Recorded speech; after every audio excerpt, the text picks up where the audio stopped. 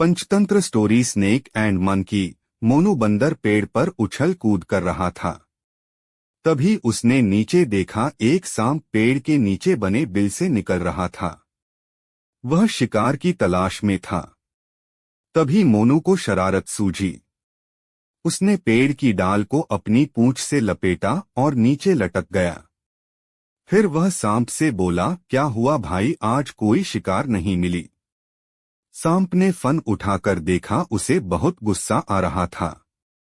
एक तो वह भूखा था, ऊपर से बंदर उसका मजाक उड़ा रहा था। सांप बोला, एक बार नीचे आ, मेरे जहर से बच नहीं पाएगा। मोनू बंदर ने दांत दिखाकर जोर से हंसते हुए कहा, अरे मंगलू भाई, मैं तो तुम्हारे फायदे की बात कर रहा था, लेकिन चलो तुम अपने लिए खाना ढूंढो। देखो कोई चूहा मिल जाए। मैं तो चला। मंगलू सांप के मन में लालच आ गया। वह बोला, अरे नहीं मोनू भाई, मैं तो मजाक कर रहा था। बताओ न कैसे मेरा फायदा हो सकता है। मोनू ने कहना शुरू किया, भाई कब तक शिकार की तलाश में भागते रहोगे?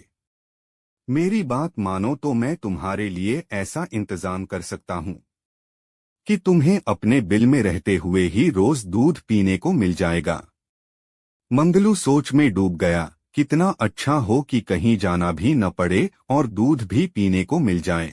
मोनू ने उसे देखा तो वह बोला, क्या सोच रहे हो मंगलू भाई, मेरी बात माननी है या मैं चलूं? मंगलू ने उसे रोकते हुए कहा, अरे भाई, सपने दिखाकर कहाँ भागे जा रहे हो? बताओ यह सब कैसे होगा? मोनू ने बताते हुए कहा, देखो मैं गांव में अफवाह फैला दूंगा कि मंगलू को नागमणि मिल गई है। अगर वह नागमणि किसी के सिर पर रख दे तो उसकी उम्र बढ़ जाएगी और वह कभी नहीं मरेगा। लेकिन वह नागमणि उसके सिर पर ही रखेगा जो उसे खुश करेगा। बस अब तुम ध्यान से सुनो, मैं कहीं से मणि जैसा दिखने वाला एक कांच का टुकड़ा ले आऊंगा। उसे तुम दूर से सबको दिखा देना। फिर जो तुम जानवरों से मांगोगे वे तुम्हें लाकर देंगे। तुम अपने लिए दूध मांग लेना और मेरे लिए फल मांग लेना।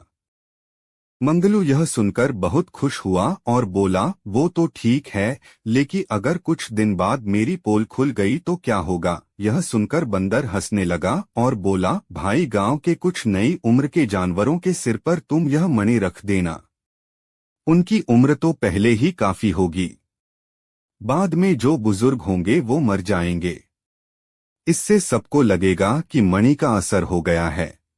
अगले दिन मोनू बंदर एक कांच का टुकड़ा लाकर मंगलू को दे देता है और सारे जंगल में खबर फैला देता है।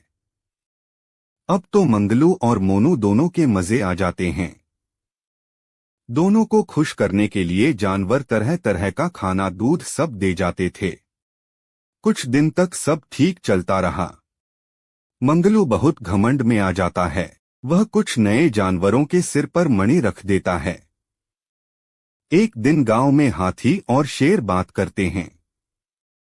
शेर कहता है, भाई मैं बूढ़ा होता जा रहा हूं, अब मुझसे शिकार नहीं होता है। मैं मंगलू के पास गया था, लेकिन उसने मणि मेरे सिर पर रखने से मना कर दिया। यह सुनकर हाथी ने भी अपन सूंड उठा दी और कहा, भाई मैं भी गया था, लेकिन उसने मुझे भी भगा दिया।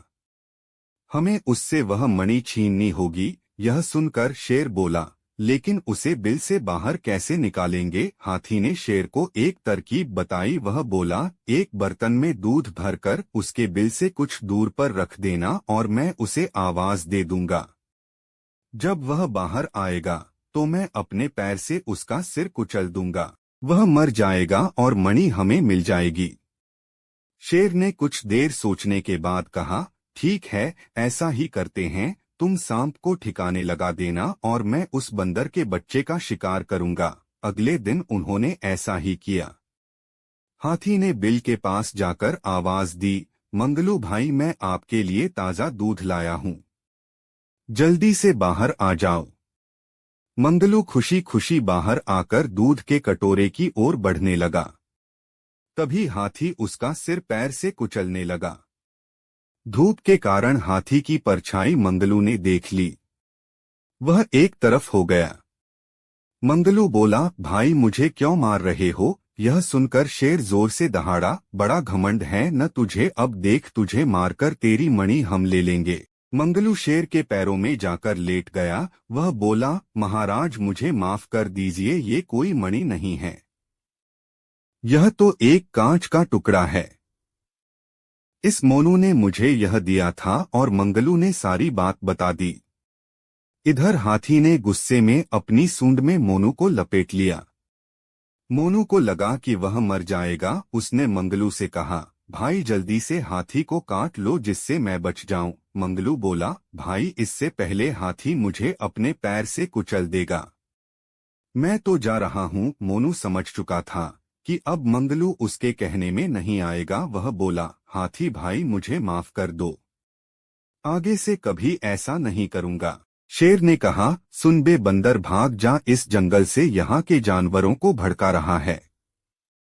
आज के बाद तू इस जंगल में दिखा तो तुझे मार कर खा जाऊंगा। हाथी ने मोनू को छोड़ा और वह दुम दबाकर जंगल से भागने लगा। भागते भागते वह बोला, भाई मंगलू बड़ी जल्दी रंग बदल लिया, अपना कोई नहीं है। इस जंगल में मैं तो शहर चला।